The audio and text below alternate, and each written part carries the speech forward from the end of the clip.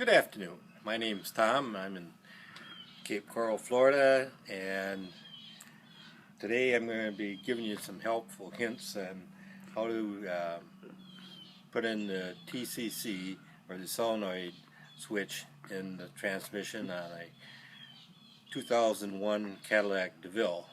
It's not easily done, but I read on the web that people have had quotes of $3,000 to do it because they pull the engine because there isn't much room to work in.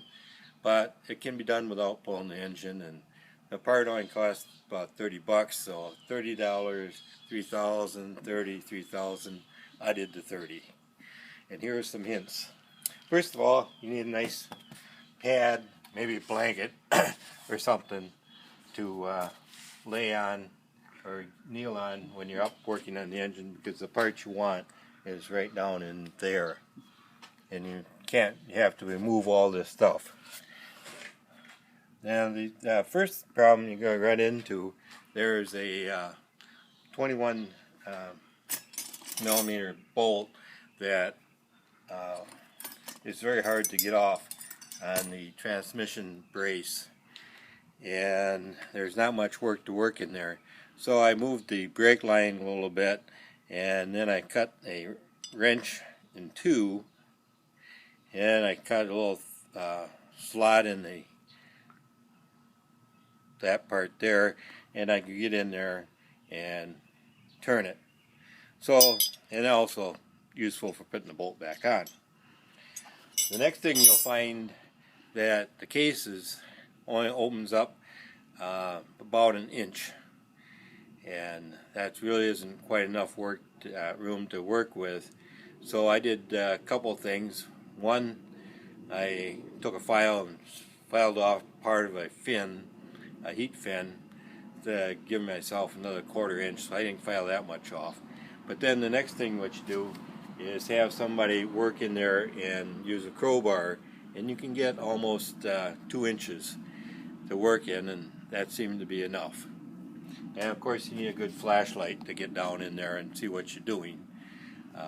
And you also need a good dental mirror, something like this that you can move around and look in and inspect. First problem I ran into once I got the case open was the TCC was broken. This part came off, and it was like this in the transmission. And I tried getting this out, and it was stuck in there because it was kind of flush. So what I did was built a little tool. I just bent a screwdriver and sharpened the end, and I managed to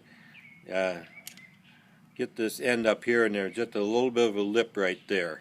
Right there, there's a lip that was down before, and I got a pair and just pried it right out, and it popped right out. But also this tool right here came in handy for getting rid of the pin. That it's a hairpin that holds this thing in around this part here. The pin will fall down into the case, and there's one easy way of finding it again is using a magnet that's flexible like this, and you can go down there and go fishing for it, like the saw blade or whatever like that. But sometimes you can't always get it like this, so if you go down through the wheel well and bend it like this, then kind of go in behind the case and run it along the bottom of the case on the inside, I've been able to pick it up every time, and I dropped it numerous times, so it really works. Next thing, when putting this back in, it was difficult to do because I didn't have much room and I couldn't get enough leverage. So I just used the crowbar like this and kind of shoved it in like that. Not too much force, but just enough to give you some leverage to shove it in. And what the real problem is getting that hairpin back in there. There is just a little bit of a slot in the metal, and it goes around here. What you have to do is make sure you want to do a trial fit of the hairpin to make sure it fits around this piece here, that it pulls off easy enough, not too easy, but yet goes on and is somewhat firm. So then I tried numerous things to try and hold it in place, like the magnet. It dropped off every time. That didn't really work.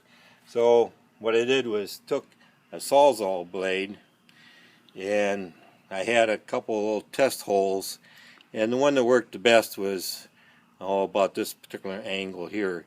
So I was able to get in there and hold it like this, and just to kind of simulate the hairpin, I got this little piece of plastic here, and you just put the hairpin up to it so it just a little bit sticks through, and you kind of have to experiment with the size of the holes. And you see I had numerous experiments. Anyway, it goes through, and to keep it from falling out while you're down there fishing, I put a fine piece of wire that my wife uses for beading that she donated.